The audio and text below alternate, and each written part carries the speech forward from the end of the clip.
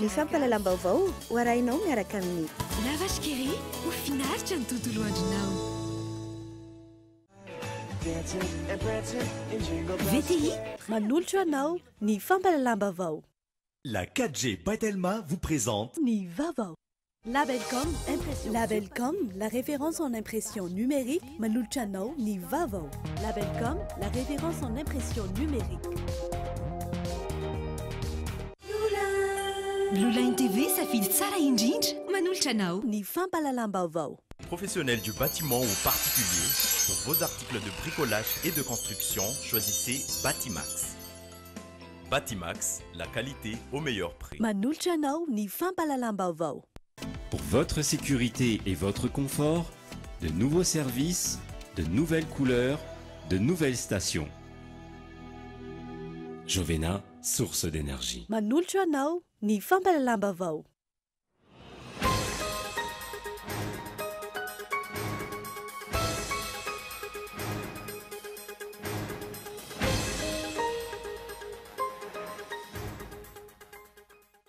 Farotika dila-bolam-panjakana ho tombotsoan'ny orinasa ny tenany manokana tsy hanambaro-panjakana tsy manara-dalàna no nazahoan'ny orinasa Tico Agri sy ny orinasa Allemand ny tany etsy Andotapenaka misy ny abattoir teo aloha. Antony nametrahany fikambanana roa fitarainana eny anivon'ny antenimieram-pirenena. Tapabolana latsaka tsy hatongavan'ny andron'ny fifidianana filoham-pirenena fihodinana faharoa efa manomboka maka ny kara-pifidianana ireo olom-pirenena izay mbola tsy nahazo izany. Ho an'ny fokotana iray izay nanaovana fanadidina tamin'ity androany ity, efa vitsy ireo tsy nakany azy. Enenina niakatra ny vidintsoloka teto Madagasikara tamin'ity taona ity. Tsy niatra tamin'ny vidintsoloka eto amintsika ny fidinan'ny vidintsoloka teo amin'ny tsena iraisam-pirenena izay nanomboka ny volana Oktobra 2024. Isan'ireo aretina tsy mbola voafehy eto Madagasikara ny aretina tazomoka. Distrika 7 amin'izao fotoana izao mbola ahitana ambony amin'ny olona voan'izay tazomoka izay. Mbola ahitana tranga ihany koa ny kitrotro sy ny pesta.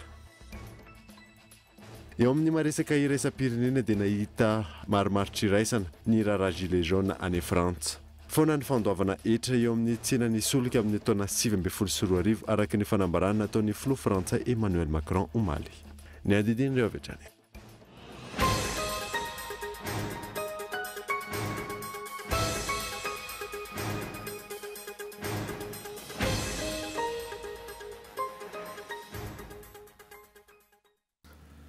Ankafalina indray tompoko lasy tompoko vamintsy dia nain-tokantrano amin'ny ety alina ity fotoana vaovao eto amin'ny Kolo-TV manasanao ary anaraka izany hatramin'ny farinany mbotsika ny vaovao dia fanotokidinana volam-panjakana ho tombotsoan'ny orinasa ny tenany manokana tsy hanambaro mpanjakana tsy manara-dalàna no nazahoan'ny orinasa Tico Agri sy ny orinasa Allemand ny tany etsy Andotapenaka nisy ny abattoir teo aloha.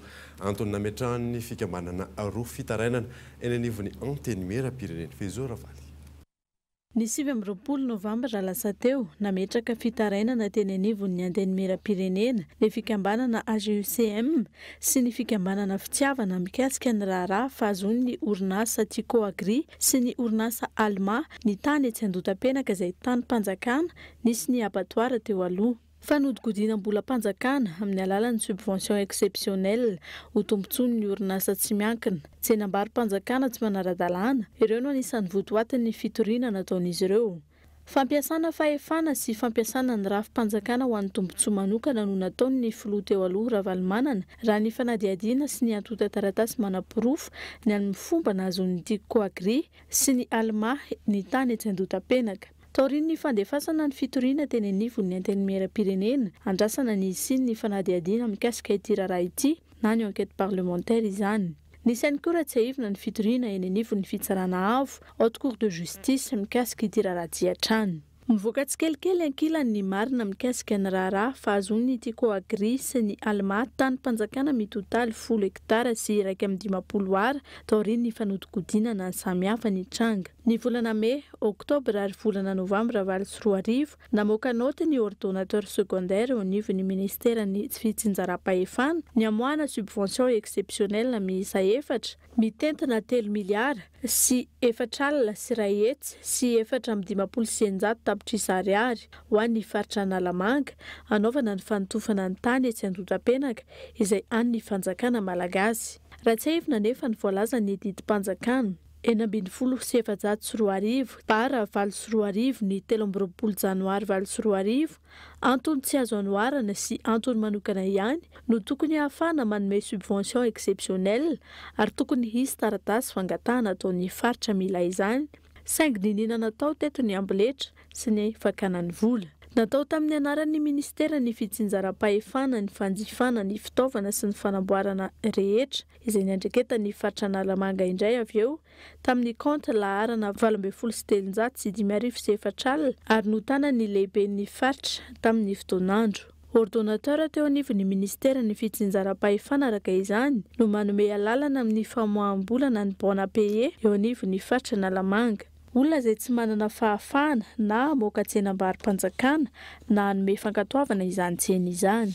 Tranga izay maneho ny fampiasana fahefam-panjakana tsy araka ny tokony ho izy. Ny volana septambra 24 mitentina 220 tapitrisa ariary mahery ny teti-bola nandefasana komandy na fitaovana entina anorenana trano miisa 770 tao amin'ny entreprise générale Narso, vola izay tafakatra 700 tapitrisa ariary mahery ny 12 Desambra 24 saingy tsy mbola nahavita ny asa fanorenana. Nisy ihany koa ny komandy natao tao amin'ny tranombarotra fanomezan-tsoa voalaza fa enti manorina ireo trano miisa 770 ireo hatrany izay nahatratra 170 tapitrisa ariary mahery. Ny volana Jona 24 no nanomboka ny fanotofana nataon'ny orinasa mandimbisoa tamin'ny anaran'ny fanjakana malagasy hatrany no nanaovana izany. Nahatratra 2,7 tapitrisa ariary mahery ny fandaniana tamin'ny fotoana ny aton'ny asa ny faran'ny volana Desambra 24 saingy vantany vao vita ny fanotofana namidin'ny fanjakana malagasy mora tamin'ny orinasa Alma tamin'ny vidiny 5,000 ariary ny metatra tora-drony ny tany Andotapenaka domaine izay mitontaly 720 sy 700 tapitrisa ariary noho ny hoe tanimbary no mandrakitra io tany io taoriny ny efa nahazon'ity Coagri ny ampahantany fahatsiarovana 20 kanefa volan'ny faritra Analamanga no nanaovana ny fanotofana. Ireo orinasa roa ireo izay samy an'ny filoham-pirenena teo aloha kandida ho filoham-pirenena ankehitriny Marc Ravalomanana avokoa fomba fanapara-pahefana sy fampiasana ny rafim-panjakana ahazoana tombontsoa manokana ho an'ny tenany. Fa tontolon'ny fifidianana dia tapa-bolana latsaka tsy ahatongavan'ny andron'ny fifidianana filoham-pirenena fiodinana faharoa efa manomboka maka ny kara-pifidianana ireo olo-pirenena izay tsy mbola nahazo izany ho an'ny fokontany iray izay nanaovana fanadidina tamin'ity androany ity efa vitsy ireo tsy naka ny azy Michel Arnardo. Eto amin'ny fokontany Akorondrano Atsinanana mahery ny 2,000 ireo mpifidy voasoratra anarana.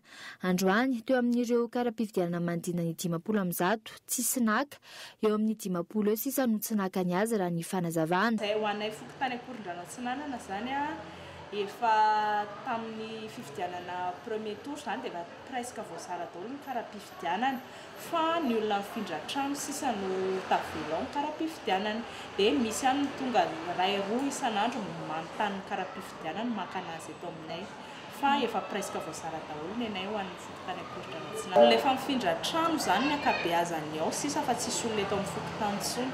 Etsy ankilany raha nisokatra nanomboka ny voalohany volana teo ny lisam-pifidianana raha ny eto amin'ny fokontany Akorondrano Atsinanana trany zara raha misy olona iray mijery izany hatreto raha ny fanadihadiana. Mijery lista aloha tsy izy tsony fa tamin'ny premier tour ihany izy no mijery lista fa rehefa tsy tao zany ianao premier tour dia mazava ho azy tsy eo ianao deuxième tour dia tsy mijery tsony ny olona fa iny ihany ohatry ny natao tamin'ny premier tour ihany ny deuxième tour. Hatreto mbola manana tapa-bolana latsaka iray andro ny olo-pirenena voasoratra ao anatin'ny lisam-pifidianana hanantonana ny fokontany misy azy ary maka ny kara-pifidianany. Mbola manana hatramin'ny 12 May 2024 kosa ireo izay te hiditra ao anatin'ny lisam-pifidianana.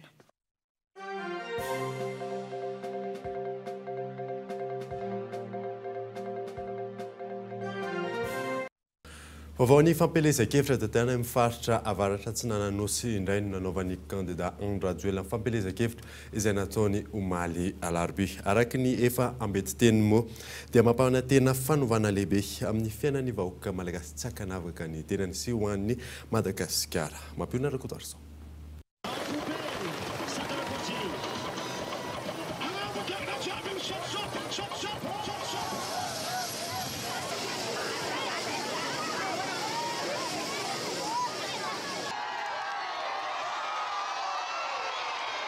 Ny fampandrosoana miainga avy ny fotony amin'ny alalan'ny fanomezana famatsimbola na subvention ny eny anivon'ny commune. Io no isan'ny fampanantenana nomeny kandida Andry Rajoelina ny mponina ny Sava nandritra ny fandalovany tany an-toerana omaly. Tamin'izany finoan-tetezamita tsy nisy fanampiana avy any ivelany fa ny subvention tonga natao tonga tany amin'ny commune tsirairay avy.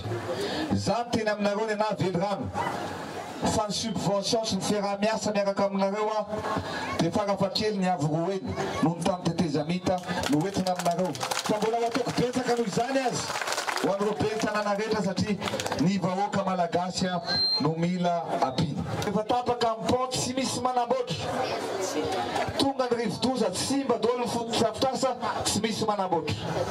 Eto dia teneniko anareo monsieur le maire fampitiavana no hanolorana ireo madresy ny fitaovana ilaina anamboarana an'izany pont zany ho an'ny vahoaka Malagasy ary zay no ny zavatra ho ataontsika tafilasytovoara.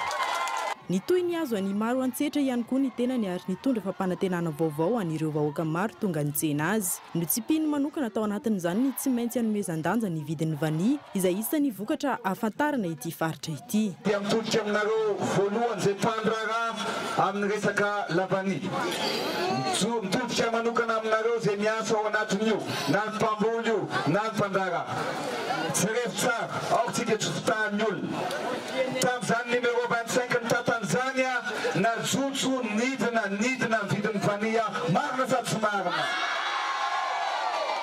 Zany zava-misy tamin'ny fitondrana tetezamita na tsisy fanampiana avy any ivelany na nisy ny teritevy niezaka nampiakatra an'izany vidina lavaniliny zany marina sady tsy marina. Rehefa lany filoham-pirenena zao zavatra lazaiko aminareo sy mivelirana ataoko aminareo. Tsy avelako ireo tompona andraikitra vitsivitsy na chef de région na ny chef district na ny maromaro no andray sy anageja anareo fa za ivory amin'ny mpandrara rehetrarehetra ivory aminareo mpamboly rehetrarehetra ary ataotsika izay ampiakatra amin'ny vidin'io lavaniliny io zany fanamboarana aminareo. Tsy izay ihany anefa fa efa betsaka ihany koa ireo efa nampanantenan'ity kandida larana fahatelo amby folo ity ho an'ny faritra avaratra tsy nananonosy ity toy ny famahana ny olana tsy fandriam-pahalemana ny ara sosialy ary ny maro hafa izay tsy hadiso anjara azy ireo araky ny nampanantenainy. Nanao fanambarana ny anoana sy ampandany ny kandida larana fahatelo amby folo Andry Rajoelina ny mpilalao sy ny mpanabe ary ireo mpanazaritra amin'ny baolina lavalava eto Analamanga. Resy lahatra amin'ny fitiavan'ny kandida manokana ity taranja ity sy ny fanatanjahantena izy ireo Gaetan Andriatsilavo. Izahay mpanao rugby sy mpitantana ary mpankafy dia manao izao fanambarana manaraka izao. Rehefa nandinika sy namakafaka dia manoana tsy misy fepetra antsitrapo ny kandida numéro 13 président Andry Rajoelina. Mazava ny antony nahatonga anay anoana azy dia afatsapahanay fa izy ihany no afaka namarina izy ity rugby ity izay hita fa marefo ankehitriny. Araka izany nanamafy ny fahavononany anoana sy ampandaniny kandida larana fahatelo amby folo ireo mpilalao mpanazatra ary mpitarika ny baolina lavalava eto Analamanga no ny ezaka nataony Andry Rajoelina tamin'ny fitondrana tetezamita anatsara sy ananatra avo ny taranja rugby no antony naresy lahatra azy ireo. Ohatra amin'izany ny fanamboarana ny kianjany maki, ny fanomezana lanja manokana ireo mpilalao sy ny maro hafa. Mananteny izy ireo fa hiatsara noho ny teo aloha ny taranja rugby raha ny filoha Andry Rajoelina no mitondra ny tany sy ny firenena. Ary efa nandinika ny resaka rehetra izay entin'ny filoha Rajoelina hatramin'izay dia hoe tolotanana ampio enina dia enina reny ny maty filoha enanao zay ary efa ena ihany koa izay mpanao rugby sy mpitantana teto amin'ity faritra Analamanga ity tsy ny teny efa voalaza amin'ireo zoky be rehetra teo ny zavatra rehetra marary anay fa tena voalohany aloha antony nahatongavana eto aminao dia zao ny fanohanana anao tsy misy fepetra ampandaninanao amin'ny 19 Decembre manainga atsika rehetra vady aman-janankitsika ny havatsika etamy fidy numéro 13 amin'ny 20 Decembre fa io ihany no ampandroso amin'ity rugby ity. Mangataka ny jerena manokana ny eny ambany tanàna ihany koa ireo mpilalao baolina lavalava indrindra amin'ny fotoana fanaovana fanazarantena.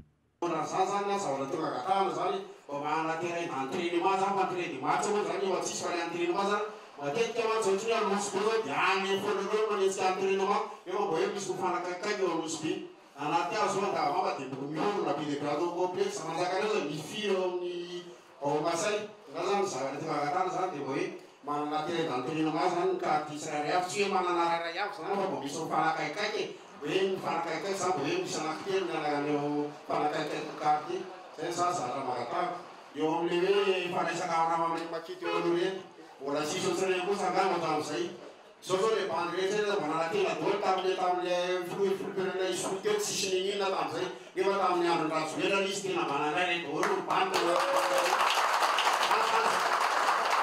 dia angatahana amin'ny filoran-drajoelona zany a rehefa balany izy a misy manantena zay fa mba azo terrain bebe kokoa satria mijaly simba ny relève simba tena simba tontolon'ny rugby ankehitriny a lasa tsisy valeur antsony a tsy teo tsony ny président Ianjo Rajoelina dia manome fanatenana zay président Rajoelina fa zay tsy maintsy mandeha tena amin'ny 19 décembre izy ay le lazaina babakapite lazaina fa ambany tanàna dia makanao atsamin'ny farany matokisy ianao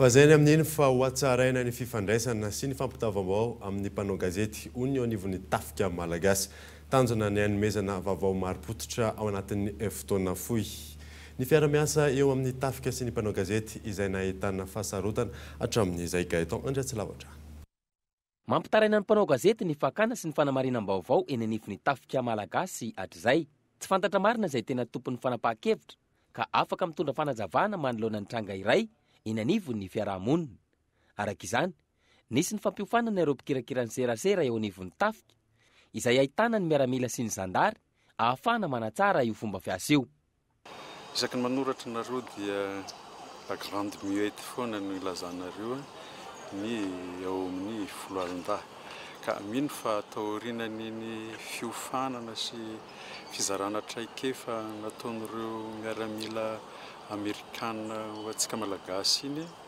dia tsy ho zany grande muette zany tsony ny fianakaviam-be ny folo alin-dahy indrindraindrindra fa ny tompona andraikitra fa dia isy ny fiaraha-miasa eo aminareo mpanao gazety avy aty amin'ny sehatra tsy miankina sy ny kirakira serasera eo anivon'ny ministeran'ny fiarovam-pirenena sy ny état-major général ny tafika malagasy na ny eo amin'ny commande ny gendarmerie pirenena antenaina arak'izany fa iova ria tsara ny fiaraha-miasa eo amin'ny mpanao gazety sy ny tafika malagasy manana zo aneo ny efiny ny tsirairay avy ary manana zo ahafantatra ny zava-misy eto amin'ny firenena ny isam-batan'olona na izany aza raha ny fanazavana misy fetra io fahafahana maneho hevitra io aoka sy tsy fampihantsy aoka tsy hamafy vaovao tsy marina ary aoka hahazaka ny fahalalahana mamosakevitra indrindraindrindra fa ho an'izy mirahalahy mianaka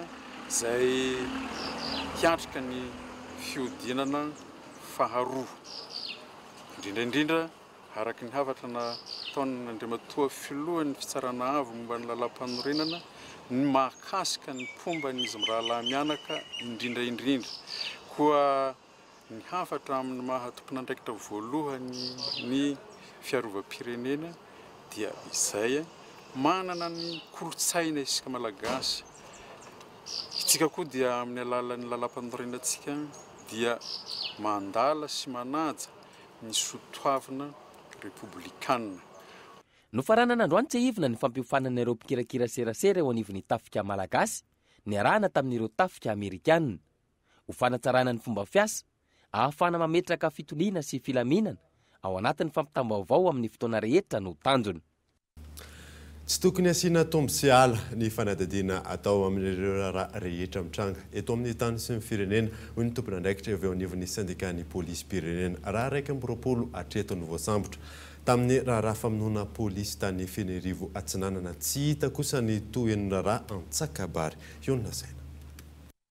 Miazakazaka ny fanadihadiana amin'ny raharaha tao Fenerivo Atsinanana izay nitrangana fitsaram-bahoaka ny 14 Oktobra teo ka nahafatesana polisy miisa 3. 20 atreto ireo voasambotra ary notanana amin'ny zandarmaria misana ny eloka bevava ao Tomasina. Ity raharaha ity izay arahan'ny polisy pirenena sy ny zandarmaria misala ny amin'ny fanadihadiana. Ny raharaha Antsakabary anefa ankilan'izay roa taona aty-aoriana tsy hita ny tohiny. Mitaky ny fitoviana amin'ny fomba fiasa sy ny fanadihadiana ataon'ny mpitandro ny filaminana ny syndicat-ny polisy pirenena. Aminay syndicaliste dia tokony hitovy ny zoma olombelona. Na iza ka manao fahadisoana, tsy mandika lalàna, tsy misy ambonin'ny lalàna eto amin'ny tany sy ny fanjakana fa samy ambany lalàna daholo. Na mpitondro na olona hoentina. Dikan'izany tokony hafanganana daholo ny raharaha rehefa mahakasika fitsarana, na ho an'ny olon-tsotra na ho an'ny polisy io na ho an'ny mpitondra fanjakana mahefa. Reny raharaha Antsakabary reny tokony tsy ho jerem-potsiny fa tokony andraisana fepetra entotra ary tokony ho saziana izay tokony ho saziana na vanin-doza na amin'ny tompony andraikitra manam-pahefana zany na eo anivon'ny saramabem-bahoaka izay samy nanao fahadisoana tamin'ny isin'ireny zava-nisy nitranga tany Antsakabary reny. Raha tsy aivina, samy trangana fitsaram-bahoaka na ny tany Fenerivo Atsinanana ny 14 Oktobra teo na ny tany Antsakabary ny fiandohan'ny taona 17 sy 20.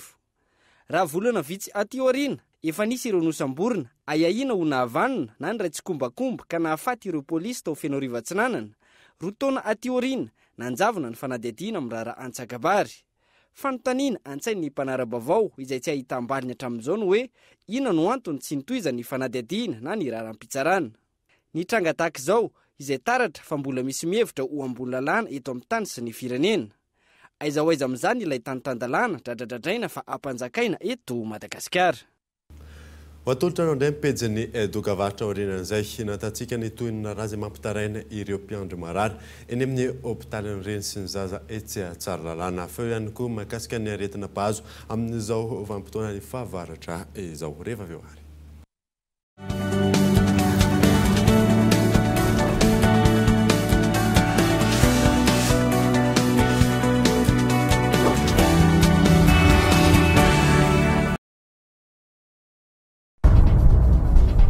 Arety mandoza ny kitrotro, mora mianaka sy mifindra aingana izy. Mifindra amin'ny alalan'ny lelo, pidi-drora sy fifampikasoana. Ny fanaovam-bakisiny miaro amin'ny kitrotro ihany no ahafahana misoroka ny aretina. Eto eny amin'ny tombom-pahasalamana ny zanakao sivoka hatramin'ny 12 volana. Atao vakisiny miaro amin'ny kitrotro, hanamafy ny hery fiarovana efa nanany. Fohany ny kitrotro, atao vakisiny ny zaza. Maimaim-pony izany. Piara-miasa, Gouvernemanta Malagasy, Ministeran'ny Fahasalamam-bahoaka, OMS, UNICEF, USAID, Gavi.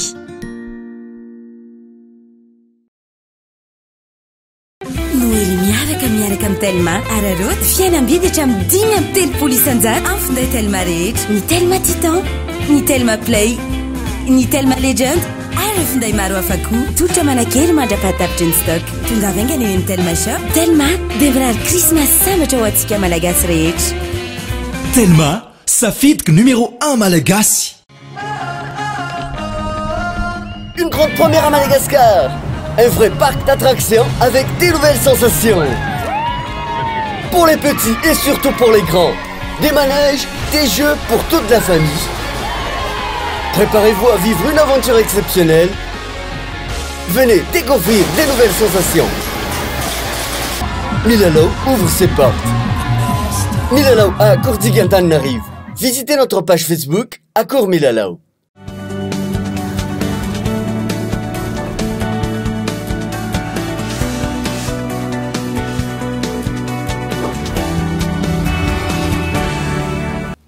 Fa ny haino izatsika ny vaovao dia inenina niakatra ny viditsolika teto Madagasikara tamin'ity taona ity. Tsy niatra azafady tamin'ny viditsolika teto amintsika ny fidina ny viditsolika teo amin'ny tsena iraisam pirenena izay nanomboka ny volana Oktobra 2022 miantarandriana evo. Mifanohitra tanteraka ny viditsolika eo amin'ny tsena iraisam-pirenena ny viditsolika eto amintsika tato anatin'ny volana maro. Izany hoe nidina ny vidiny eo amin'ny tsena iraisam-pirenena saingy ho any eto amintsika na tsy miova na miakatra ny vidiny raha ny zava-misy tato anatin'ny volana maro no jerena. $20 ny vidin'ny bariliny solika eo amin'ny tsena iraisam-pirenena ankehitriny. Nanomboka ny volana oktobra 2024 no tsy nitsahanidina ny vidin'izay raha toka teo amin'ny $7.20 izany teo aloha.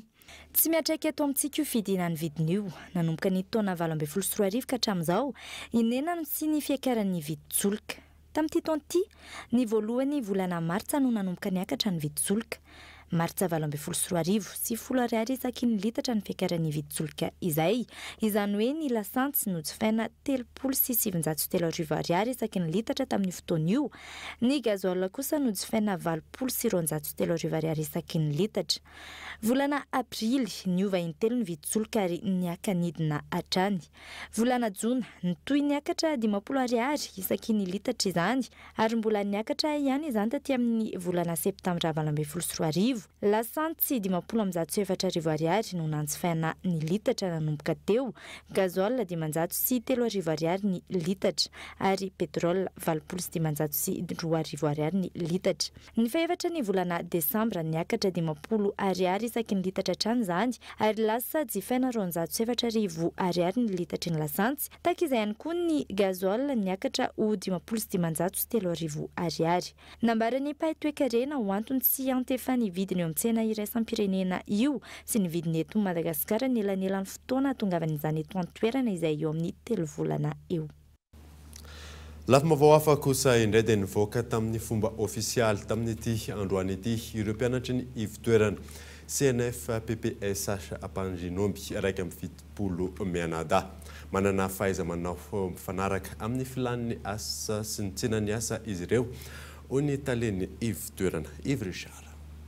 Mivoaka tamin'ny fomba ofisialy androany ireo mpianatry ny ivotoerana CNF PPSH na ny Centre National de Formation Professionnelle des Personnes en Situation de Handicap misy 170 mianadahy etsy amin'ny Ampanjinomby. Afaka niditra eo amin'ny sehatry ny asa avetrany ireo mpianatra raha ny fanazavana. Ankoatra ny fifanarahan'ny mpiara-miasa amin'ny orinasa maro, misy ihany koa ny famondronana sy ny fampirosihana azy ireo hanao asa tena. Eto amin'ny ivotoerana zao dia efa misy orinasa anaky telo izay manao kirakira manao fanamboarana radio sy metalavitra reny. Ao no manao karazana fivarotana sakafo izay navita tao amin'ny fanaovana mofomamy, ao ny fanaovana tofu ihany koa. Dia izay mezahanay ampifondronanay amin'izy ireo manao asa tena. Ohatran'ny ao amin'ny tetikasa ny ary dia izay koa. Afa-tsina fitaovana izareo dia manao miasa. Raha ny lafin'ny asa zany mahavita ny olona manana fahasembanana satria raha ito amin'ny ivotoerana fotsiny dia 20% ny mpiara-miasa amiko eto dia olona manana fahasembanana araka ny hitanareo. Lazany hanamora ny fizakantena sy ny fidiran'ireo mpianatra amin'ny sehatry ny asa ary hanokatra ny varavarana amin'ireo mpiara-miombonantoka ihany koa ny minisitra ny fampianarana teknika.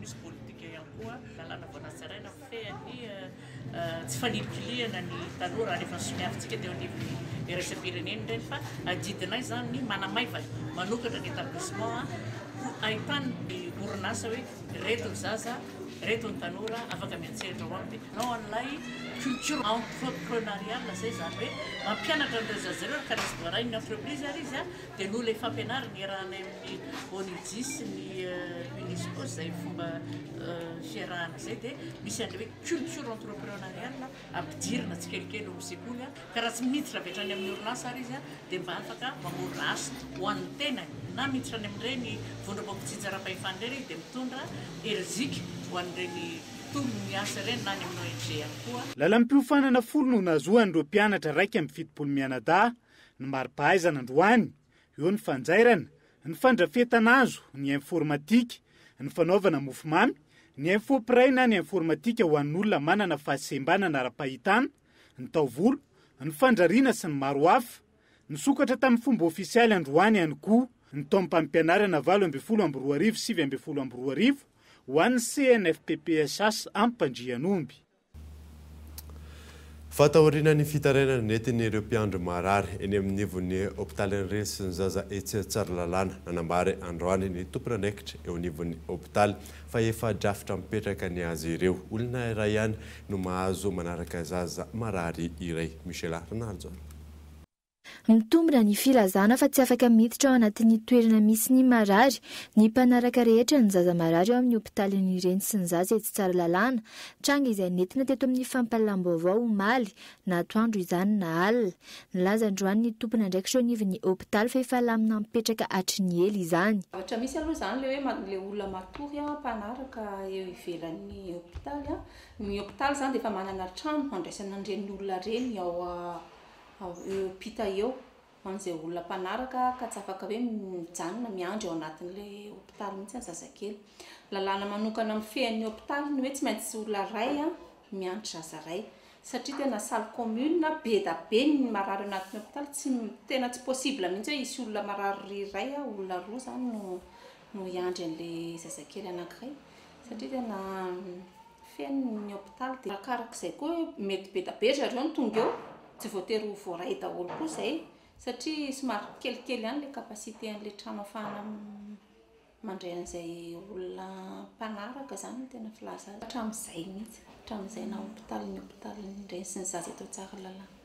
Raha sanatria fotsiny hoe tena hoe cas grave zany ny hoe mila olona anankiroa dia iny tsy maintsy misy autorisation zany avy amin'ny tompon. Ny fanadihadiana natao mandina ny 12 isan'andro ireo zaza miditra hôpitaly eto tsara lalàna miovaova ny aretina sainga mitana ny salanisa ambony ny kitrotro sy ny areti-pivalanana. So aloha zany tsika dia anatin'ny epidemiana rougeole dia anisany tafiditra ao anatin'izay le rougeole.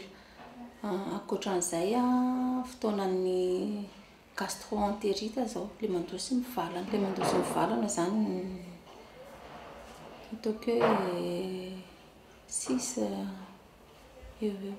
raha ny fanazavana hatrany tsy azo ifamezivezen'ny olona maro ny hôpitaly no ny fiparitahan'ny aretina maro isan-karazany. Toeraka izany ihany koa ny toeram-pividianana fanafody ny olona iray manaraka ny zaza ihany no mividy ny fanafody ilaina. Misy kosa anefa ny ora natokana ho an'ny mpamangy. Tontolon'ny fahasalamana izay hatrany dia isan'ny aretina tsy mbola voafehy eto Madagasikara ny aretina tazomoka. Distrika 7 amin'izao fotoana izao no mbola ahitana ambony amin'ny olona voan'ny tazomoka. Mbola ahitana tranga ihany koa ny kitrotro sy ny peste fanadiny io na saina. Maro ireo aretina miseho amin'ny vanim-potoana ny fahavaratra toy izao. Isany amin'izany ny tazomoka izay mbola tsy foana hatramin'izao eto Madagasikara. Ankoatra ny fiovaovan'ny toetrandro, vitsy ny mampiasa n'ilay misodomoka raha ny fanazavan'ny tompon'andraikitra amin'ny ady amin'ny tazomoka. Ireo izay omena n'ilay misodomoka maimaim-poana mivarotra izany. Ireo no isan'ny antony tsy mbola mahafoana ny tazomoka eto Madagasikara. Ny en moyenne zany dia hoe 31 pour 1000 ny incidence eto Madagasikara. Ny anisany tena mbola hoe sarotsarotra ny ady amin'ny tazomoka zao dia ny faritra atsimo andrefana. Izay hoe zanay moa zany ny fanamafisana ny fiarovana ny ady amin'ny tazomoka amin'ny herintaona dia ankoatra ny fizarana lay izay efa natao teo moa zany dia anao ny famindrahana fanafody ihany koa izay ny faritra atsimo amin'ny herintaona. Betsaka ny zavatra efa natolotra ho an'ny olona zany amin'ny ady amin'ny tazomoka fa misy koa nefa ny ampiasain'ny olona amin'ny tokony izy dia anisan'izay ny lay misodomoka mahary. Hatreto tsy hita soritra mazava ny vokatr'ireo programa maro efa natao hamongorana ny aretina tazomoka saika isan-taona. Amatapitrisana anefa ireo vola azon'ny sampandrara miady amin'ny tazomoka na io avy amin'ny fanjakana malagasy na avy amin'ny mpamatsy vola vahiny. Mitohy hatrany ny aretina tazomoka ary lasibatra amin'izany ireo zaza latsaky ny 5 taona. Hatreto tsy hita ny tatitra tamin'ny nampiasana ireny vola ireny, ny aretina mbola tsy voafehy. Izao indray misy ny drafitra vaovao iadina amin'ny tazomoka 820 andrasana izay ho vokany. Ankoatra ny tazomoka, mbola nahitana trangana pesta ihany koa tamina distrika 420. Raha ny antotany safarany voaray avy amin'ny ministeran'ny fahasalamam-bahoaka, olona 520 no nahiahina ho mitondra ny valana aretina. Ny 720 tamin'ireo no voamarina, 20 hatreto ireo matin'ny pesta. Ho an'ny kitrotro, 570 ny isan'ny tranga hita tamina distrika 770. Ny 570 sy 700 tamin'ireo no hita tamin'ny herinandro teo, ka ankizy teo anelanela ny herintaona hatramin'ny 420 taona ny ankamarony. tamin'ity androany ity nanamafy ny tompona andraikitra eo anivon'ny ministera ny fahasalamam-bahoaka fa tsy vita vaksiny ireo olon-dehibe voan'ny kitrotro. Rehefa vita vaksiny fanefitry ny kitrotro ny zaza iray dia tokony tsy hiverena n'intsony. Zay aloha ny fipetrany voalohany. Matoa zany misy olon-dehibe voan'ny aretina kitrotro tokony antaniny izy fa mivalim-pantaniny matetika dia tsy tadidiko na tsy nanao zahay. Ny antony mahatonga ilay ataontsika hoe aretina kitrotro miparitaka be dia misy fepetra tsy maintsy tokony ho raisina. Fantatritsika fa rehefa voan'ny kitrotro ny zaza ray dia tokony tsy handeha hianatra izy mandritra ny 5-20 andro. Ao aorianan'ilay fahitana hoe io fa kitrotro no miseho.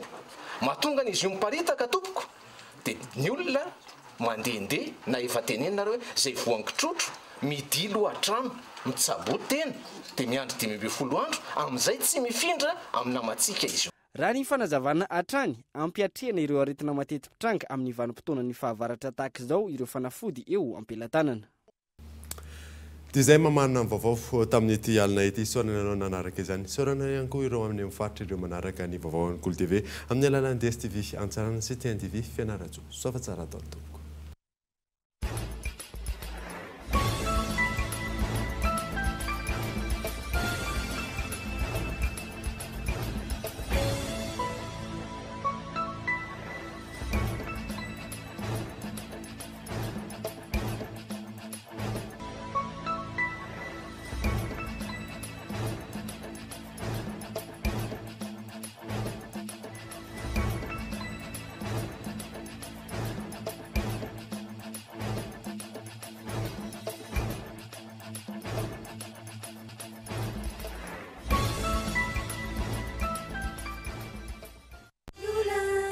Blue Line TV safidy tsara indrindra nanolotra anao teo ny fampalalam-baovao. Labelcom narahinao teo ny fampalalam-baovao niaraka tamin'ny Labelcom, la référence en impression numérique.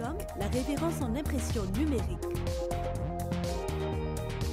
Batimax vous propose sa gamme de luminaires rustiques en suspension avec applique pour tous les modèles à 70% de remise. Offre valable jusqu'à épuisement du stock. Alors, n'attendez pas. Batimax, la qualité au meilleur prix. La 4G by Telma vous a présenté ni Vaovao. Pour votre sécurité et votre confort, de nouveaux services, de nouvelles couleurs, de nouvelles... Jovena, source d'énergie. VTI, prêt à vous servir. Narahinao teo ny fampalalam-baovao miaraka tamin'ny Lavage Keri, ho finaritra ny tontolo andronao.